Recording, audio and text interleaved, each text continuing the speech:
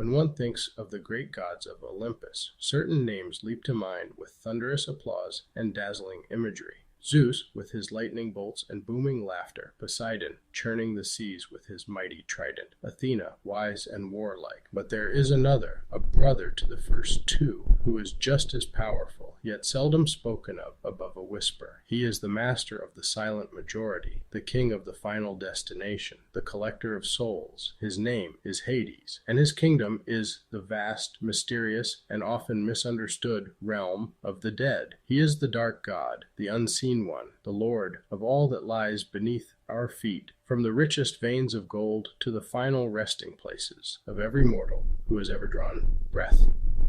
Hades is often painted with a grim brush, seen as a figure of pure malevolence, a sort of proto-devil lurking in a fiery hell. But the truth, as is so often the case with these ancient tales, is far more nuanced and infinitely more interesting. He was not the god of death itself. That was a different, less significant deity named Thanatos. No, Hades was more of a custodian, a steadfast and unyielding warden of the spirits who had passed from the sunlit world above.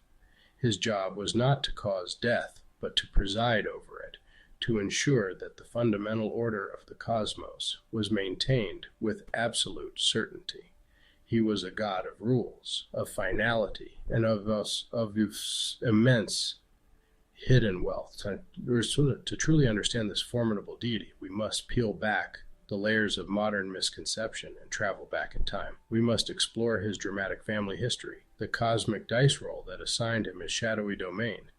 We will meet his fearsome, three-headed guard dog, journey across the sorrowful rivers that encircle his land, and stand before his glittering subterranean palace. It is a story not of cartoonish villainy, but of a stern, dutiful, and perhaps lonely god, who ruled a kingdom no one wanted, yet everyone would one day visit. So, let us take a deep breath, leave the warmth of the sun behind, and begin our descent into the world of Hades. We will uncover the secrets of the god who the ancient Greeks feared so much they often dared not speak his name, referring to him instead by euphemisms like the rich one or the hospitable one. It is a journey into darkness, to be sure, but it is also a journey into a world of profound order, surprising justice, and stories that illuminate the very nature of life and death. Prepare to meet the true lord of the underworld, a figure far more complex and compelling than the ghoulish caricature he has become in our modern imagination.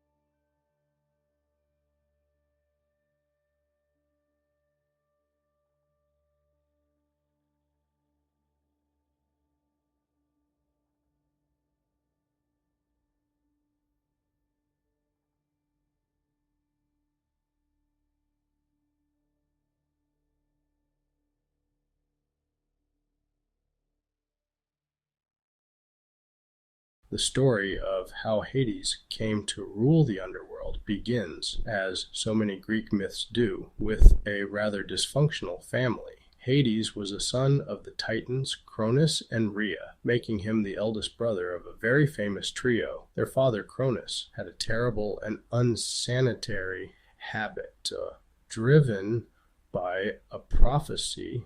He swallowed each child whole: Hades, Hestia, Demeter, Hera, Poseidon. It was a dark, gurgling, and decidedly unpleasant beginning to what would become a legendary existence for them all. Of course, this cosmic indigestion could not last forever. Rhea hid Zeus on Crete. Once grown, Zeus returned with a clever plan. He tricked Cronus with a potion, and the children were disgorged. Out they came, fully grown and angry. Order. Hades was The last one out, he was both eldest and youngest. A neat paradox. Free at last, the six siblings prepared to challenge Cronus. What followed was the Titanomachy, a decade-long war. The Olympians were aided by the Cyclopes and the Hecatoncheires. The Cyclopes forged magnificent weapons for the three brothers: Zeus, Thunderbolt; Poseidon, Trident; Hades, Helm of Darkness, the Cap of Invisibility. After victory, the universe lay before them as a prize to be divided: Zeus, Poseidon, Hades. They held a lottery to decide domains. Zeus drew the longest straw, ruler of heavens and earth. Poseidon drew the second lot, lord of the seas. Hades drew the shortest straw, his prize, the Underworld, the gloomy realm of the dead. And so the cosmic lottery was complete, each brother ruling his designated domain. Hades would make the best of his shadowy inheritance. What he would build in that dark realm would become one of the most fascinating and misunderstood kingdoms in all of mythology.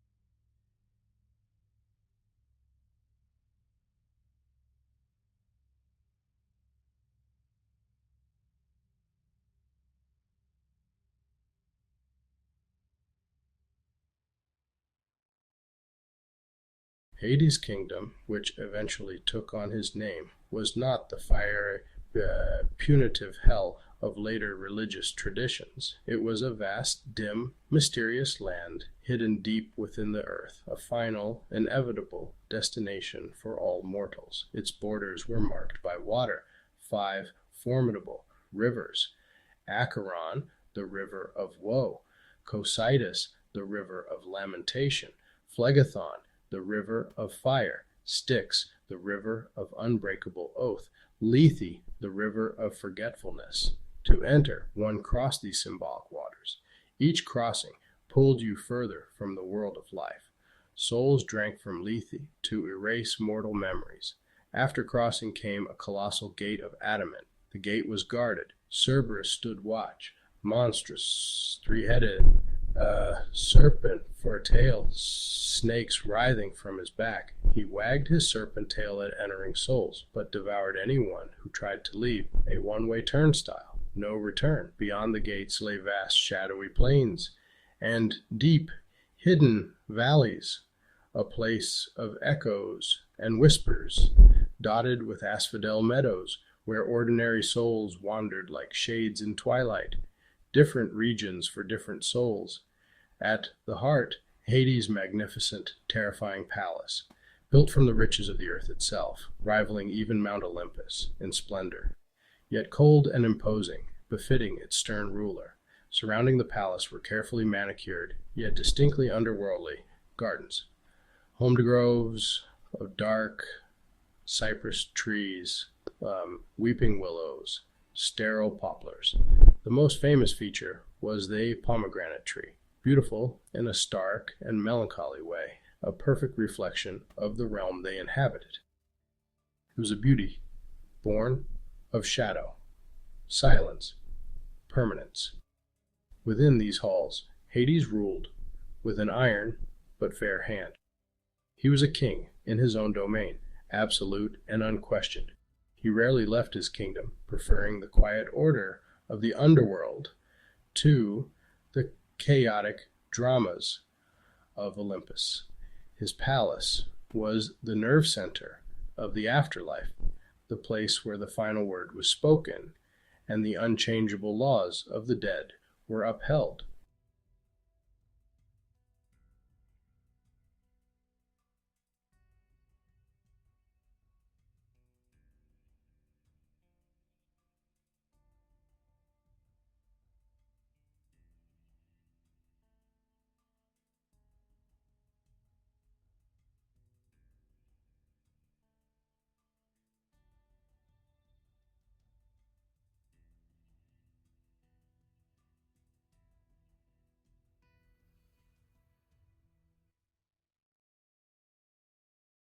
For the ancient Greeks, the journey into the afterlife was a well-defined and solemn process, a ritualized transition from the vibrant world of the living to the silent kingdom of Hades. When a person died, their soul, or psyche, was not immediately whisked away.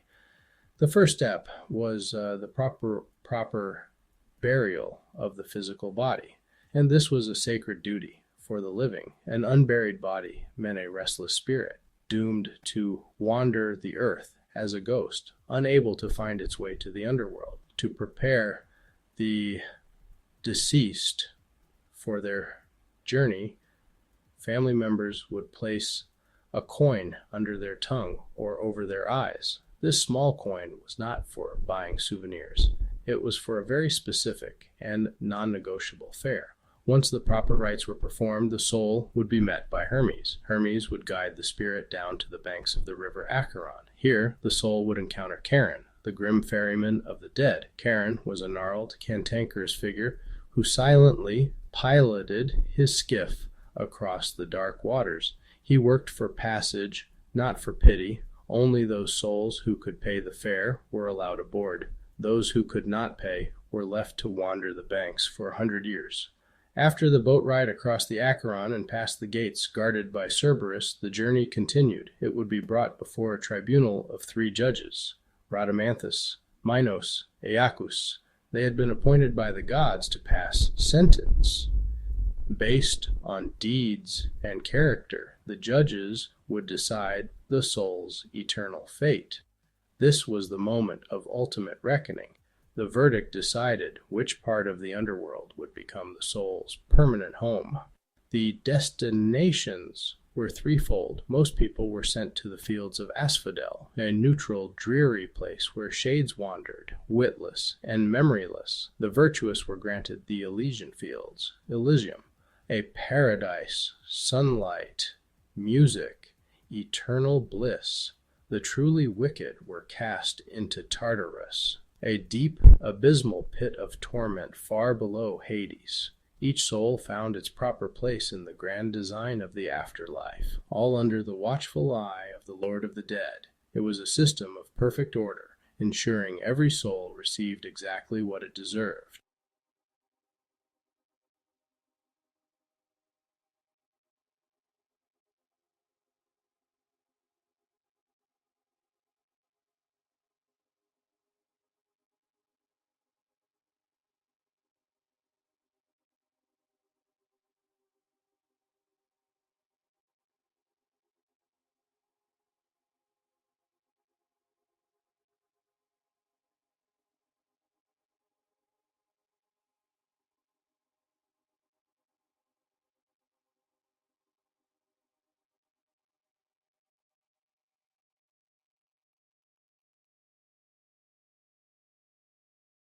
Hades is often depicted as a villain, a malevolent force of darkness, but this is a fundamental misunderstanding of his role and character in Greek mythology. He was not evil, he was stern. He was not cruel, he was just. Above all, he was a god of order. His primary concern was maintaining the great natural boundary between life and death, while his brothers Zeus and Poseidon were frequently depicted meddling in mortals' affairs, siring heroes, causing ruckus. Hades remained largely aloof in his subterranean kingdom.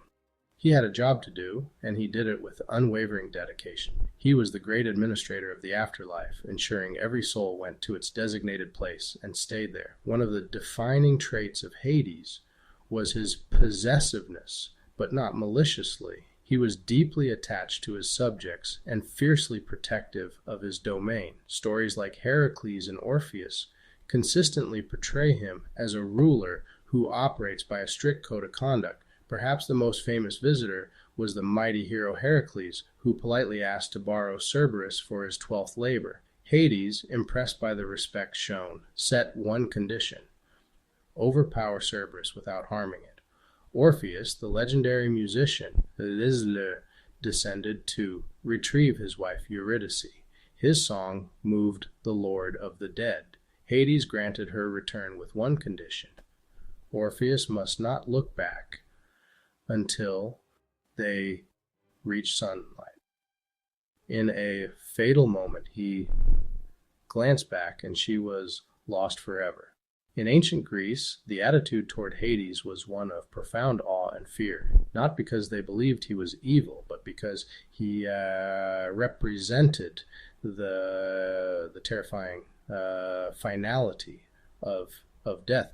They feared to speak his name, calling him Pluton, the rich one, or Polydegmon, the hospitable one. The modern image of Hades as a fiery, devil-like villain is largely a product of later cultural shifts. As Christianity spread, its concept of a singular malevolent devil and a fiery hell began to color the interpretation of older mythologies.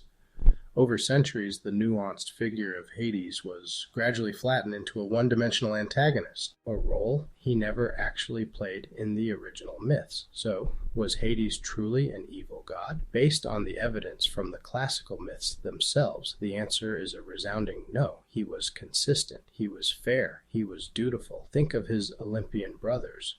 Zeus, a serial adulterer. Poseidon, notoriously vengeful.